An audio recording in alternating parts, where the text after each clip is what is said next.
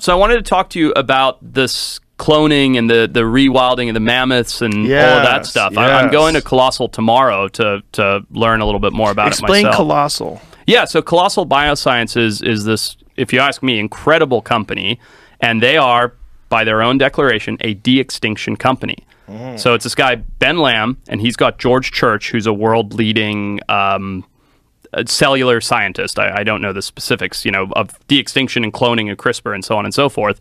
And they've come together and raised a ton of money, and they are de-extincting animals. And the science is there. Like, it's done. All it took was the money, basically, behind it. And they've put together this incredible Rolodex of scientists and people, and it's real-life Jurassic Park with purpose. Where are they going to put them?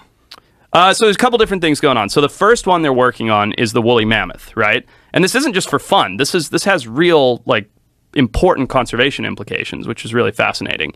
But they are planning on starting with, I think, 100 mammoths and putting them in this place called not Pleistocene Park, something like that. This park in Siberia.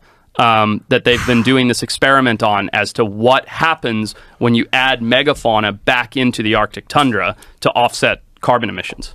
Wow. And so they're using what DNA? They're using elephant DNA and mixing it with something else? So it's Indian elephant is the closest living relative to the woolly mammoth. And what does an Indian elephant look like? Is it similar to an elephant? Yeah, it's a smaller, so African elephants are bigger, they have the really big ears. Right. Indian elephants are typically the ones you'd see at the circus, you know, with the pink in the ears, the smaller triangular shaped ears. So just a different species of elephant. And so they're taking Indian elephants and they're using CRISPR technology and they're using existing mammoth DNA and they're making an embryo and then they're implanting it into the Indian elephant, and 22 months later, an Indian elephant's gestation period, she will give birth to a mammoth. A real mammoth? A real mammoth. So it's not like a hybrid? That's okay. That's a good point. So it is, in the sense of what they do is, if you imagine the DNA of an animal, right? And then you imagine the fragments that are broken out of it, right? What they're doing is they're taking that DNA of and I don't understand the cellular side of it very well. This is just my base level understanding of it. I can talk about the conservation side of it, but they're taking that double helix, that DNA, and all those pieces that are missing from the mammoth, they're putting in Indian elephant pieces. So you end up with an animal that is physically and morphologically identical to a mammoth, but has used all of the DNA from the closest living relatives in order to get there. Phew. Boy. And this process, how long does this take? So I think they've been going for about 5 years on the science, but the science of de-extinction and cloning, I mean, you remember Dolly the sheep, right? That was like a known thing. So that's been going on for a long time. Well, you can get your cat cloned. Exactly. Or your dog cloned. Exactly. For like 20 grand, you can clone your dog. Yeah. So it's kind of creepy. It is. It's bizarre. But the point is the science has been there for a while. There just hasn't really been the funding or the motivation for it. But what I think so fascinating, the reason I'm so like emotionally invested in it, is the conservation implications that it has. Because what this company is ultimately doing is rewilding species that humans have removed, and that's going to, in theory, in a lot of places, sort of fix the offset, the imbalance of the ecosystem. That's interesting.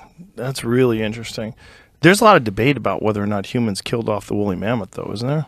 I think there is. Yeah, I think there is. And I can't really speak on that, but I do know that when the mammoths disappeared, so the Arctic used to be like the savannas of Africa. It used to be big grasslands, right? It wasn't all covered in trees and things. And that's a recent adaptation since the mammoths went away 10, 20,000 years ago. And so that's what's happened is the permafrost up there is melting pretty rapidly, right? Underneath that permafrost is like 1.5 trillion tons of carbon. And once that carbon enters the atmosphere, it heats things up like crazy.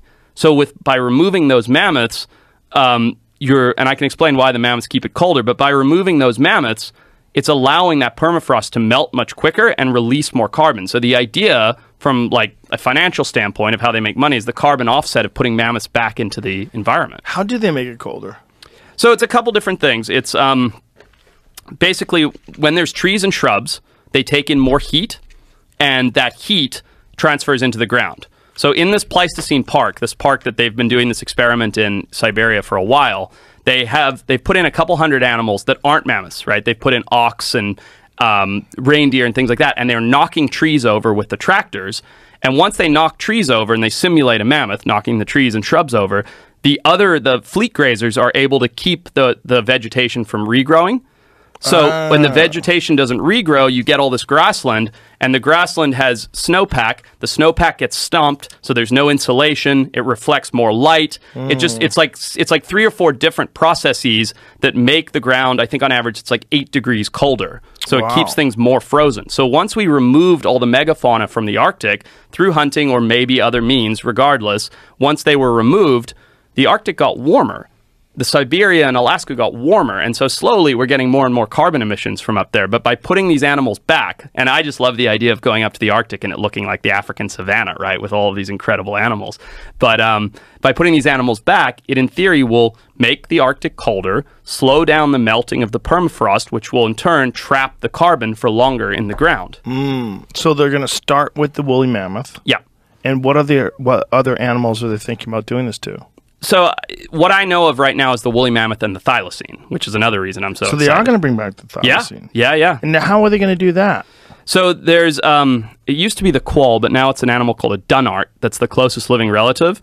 And so, thylacines were around pretty recently, right? I mean, we're just looking at video of one. Yeah. So they have really good DNA from the thylacine, and then they're going to use the existing DNA from a dunnart, which is a very small marsupial, put them together, remake the thylacine. The only problem is, my understanding is, they cannot use the dunnart for surrogacy because the dunnarts are like this big. So they have to do an artificial womb and all of that. But yeah, I think the technology is there. Artificial womb. Yeah.